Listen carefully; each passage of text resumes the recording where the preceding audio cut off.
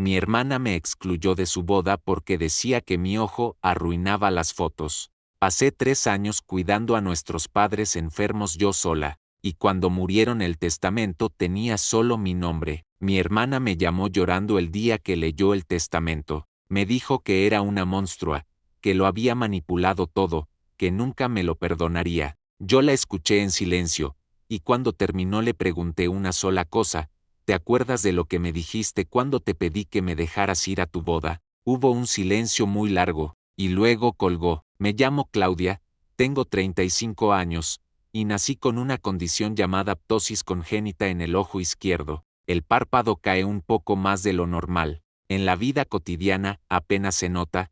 La gente que me conoce dice que casi no lo ven, pero en fotografías, con cierta iluminación, con ciertos ángulos, el párpado se ve caído y el ojo izquierdo aparece diferente. Fui operada a los 4 años en un intento de corrección.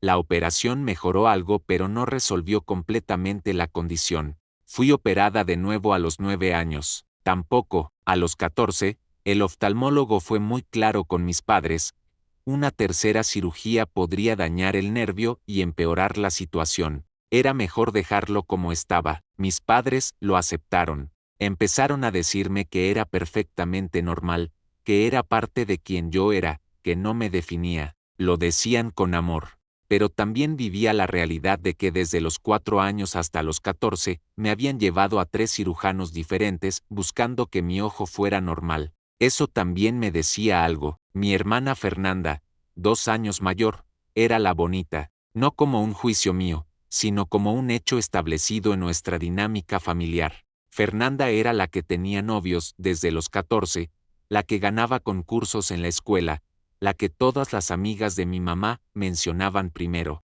Yo era la inteligente. En casa, mis padres me trataron siempre con equidad y con amor. Pero afuera había comentarios. En la escuela primaria, los apodos. En la secundaria, las exclusiones sutiles. En la preparatoria, ya aprendí a vivir con eso de una forma más o menos armónica. Fernanda y yo teníamos una relación de hermanas normal, a veces cercanas, a veces distantes, con las tensiones típicas de 2 personas que crecen juntas. No éramos mejores amigas, pero tampoco había conflictos serios. Hasta los 31 años, hasta la boda, Fernanda conoció a Rodrigo en una reunión de amigos comunes. 1 año de noviazgo, compromiso en diciembre, boda planeada para el junio siguiente. Yo asumí que sería parte del evento. Era la única hermana de Fernanda. No me imaginé que habría que preguntar si me invitaban. La llamada llegó en enero. Fernanda me dijo que quería hablar de algo delicado. Le dije que claro, que habláramos. Me explicó que había contratado a un fotógrafo muy bueno para la boda, que las fotos eran muy importantes para ella, que estaba buscando que todo fuera estético y coherente, que había estado revisando referencias de bodas y que la consistencia visual importaba mucho. Luego dijo: Claudia, tú sabes que en las fotos tu ojo se ve diferente, y yo quiero que mis fotos de boda sean perfectas. No quiero que nada arruine los álbumes. Tardé en responder. Le pregunté si me estaba pidiendo que no fuera a su boda. Me dijo que sí, no como invitada, no como dama de honor, que simplemente no fuera. Dijo que esperaba que yo lo entendiera, que sabía que era difícil, que podríamos celebrar en privado después, que no era nada personal, que era solo una cuestión estética. Mi ojo, el que tengo desde que nací,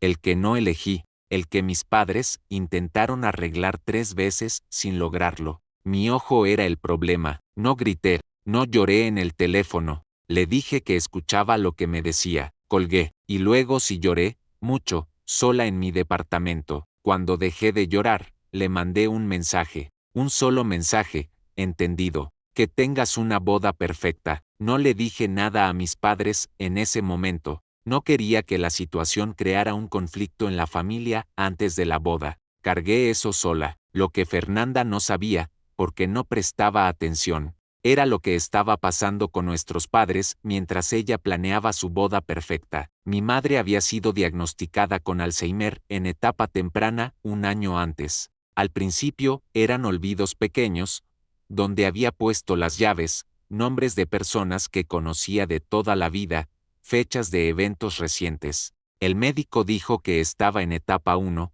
que podría avanzar lento o rápido, que era difícil predecirlo. Mi padre, que tenía 70 años y era físicamente muy activo toda su vida, había empezado a tener problemas de movilidad por una artritis que avanzaba. No estaba incapacitado, pero había cosas que ya no podía hacer solo con facilidad. Yo vivía a 20 minutos de la casa de mis padres. Fernanda vivía a 15, la diferencia era que yo iba cada semana. Fernanda iba cuando podía, empecé a ir más seguido, los llevaba al médico, les ayudaba con trámites que ya les costaba trabajo, les llevaba comida preparada los domingos para que tuvieran algo durante la semana. Coordiné la contratación de una persona que fuera a ayudar con la limpieza de la casa porque mi madre ya no podía hacerlo bien sola. Fernanda enviaba dinero ocasionalmente cuando le pedía, pero presencia física, casi ninguna. Un día le pregunté directamente si podía encargarse ella de llevar a mi mamá al neurólogo ese mes porque yo tenía un proyecto importante en el trabajo.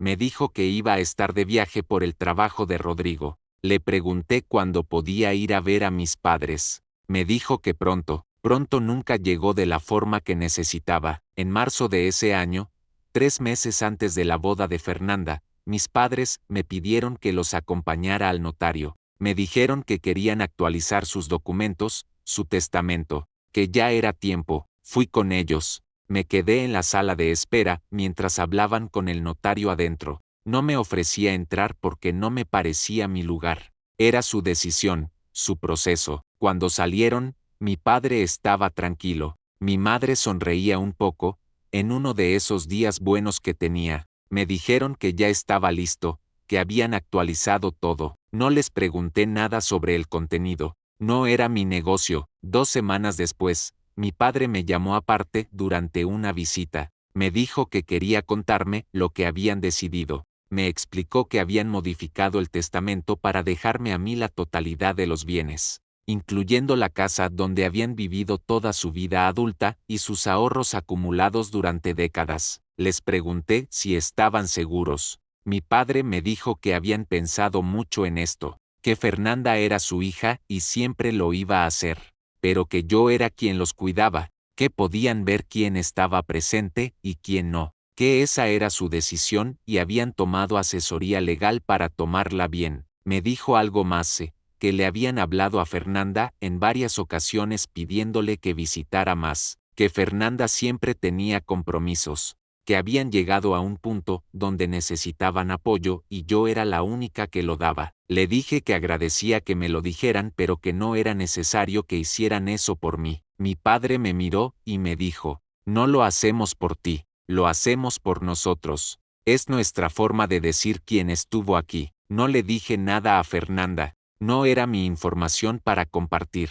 Era la decisión de mis padres. La boda de Fernanda fue en junio. Yo no fui. Ese día salí con 2 amigas cercanas. Fui a un restaurante que me gustaba. Sexta una película. No me permití estar triste. O lo intenté. Fernanda me mandó fotos de la boda 2 días después, con un mensaje que decía, ¿ves qué perfectas quedaron? No le respondí. Los 3 años que siguieron a la boda de Fernanda fueron los más intensos de mi vida adulta. La condición de mi madre avanzó más rápido de lo que el médico esperaba. Al año y medio del diagnóstico inicial ya había perdido la continuidad en las conversaciones. Al año y 8 meses ya no siempre recordaba mis visitas del día anterior. Mi padre se mantuvo más estable físicamente, pero el desgaste emocional de ver a su esposa deteriorarse fue evidente. Empecé a preocuparme por los dos, no solo por ella. Contraté a una enfermera de tiempo parcial. Lo coordiné, lo pagué inicialmente de mi bolsillo y después le pedí contribución a Fernanda. Contribuyó económicamente cuando se lo pedía, pero nunca tomó la iniciativa. Hubo una noche que mi madre se levantó a las 3 de la mañana confundida, creyendo que era de día, intentando salir de la casa. Mi padre me llamó porque no podía manejarla solo. Llegué en 25 minutos. Pasé el resto de la noche ahí. Esa noche llamé a Fernanda para contarle lo que había pasado y preguntarle si podía venir más seguido dado cómo estaba avanzando la situación. Fernanda me dijo que estaba en un momento muy ocupado con el trabajo de Rodrigo y con los planes que tenían, pero que haría lo posible. Hice lo posible no es lo mismo que hacer lo necesario, pero yo seguí, no porque fuera una mártir, sino porque eran mis padres y no había otra opción que me pareciera aceptable. Mi padre falleció de un paro cardíaco súbito cuando tenía 73 años. Fue rápido, estaba en casa. La enfermera estaba con él, lo encontró inconsciente. Llegaron los paramédicos pero no pudieron hacer nada. Falleció en el hospital esa tarde. Ese día fue el más difícil de mi vida hasta ese momento. Llamé a Fernanda. Llegó al hospital. Estuvimos las dos ahí, junto a mi madre que no entendía bien lo que estaba pasando. Los días siguientes del funeral fueron extrañamente tranquilos entre Fernanda y yo. El dolor compartido suavizó todo. Fue una de las pocas semanas en años en que estuvimos realmente juntas.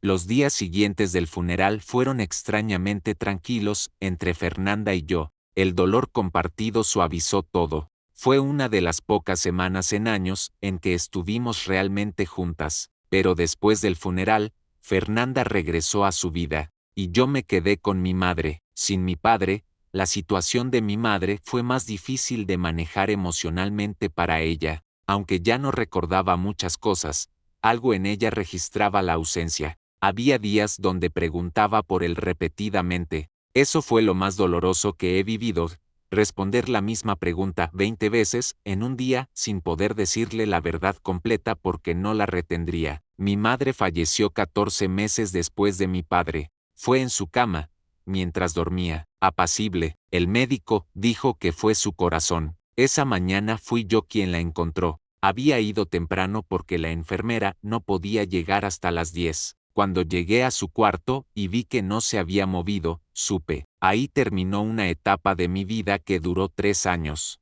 3 años siendo el eje de apoyo de mis padres. Y entonces comenzó la siguiente etapa. El proceso de sucesión fue manejado por el notario que mis padres habían usado. El testamento era claro, firmado correctamente, con todos los requisitos legales. La totalidad de los bienes, la casa y los ahorros, me correspondían a mí. El notario contactó a Fernanda por protocolo para informarle del contenido del testamento. Fue entonces cuando recibí la llamada que les describí al principio. Fernanda duró 50 minutos en el teléfono, que mis padres habían sido manipulados por mí, que yo los había aislado de ella, que el testamento no podía ser válido, que me llevaría a juicio, que éramos hermanas y yo estaba siendo una monstrua. Le respondí con calma, le dije que entendía que era una noticia difícil, que el testamento era decisión de nuestros padres, tomada legalmente, con asesoría notarial,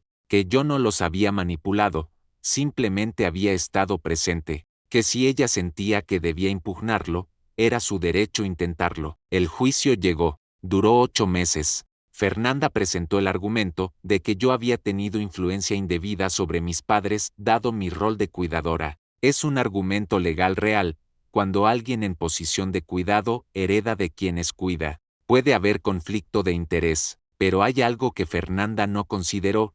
La impugnación de un testamento requiere probar activamente la manipulación, y no había evidencia de eso. Lo que sí había evidencia era de lo contrario.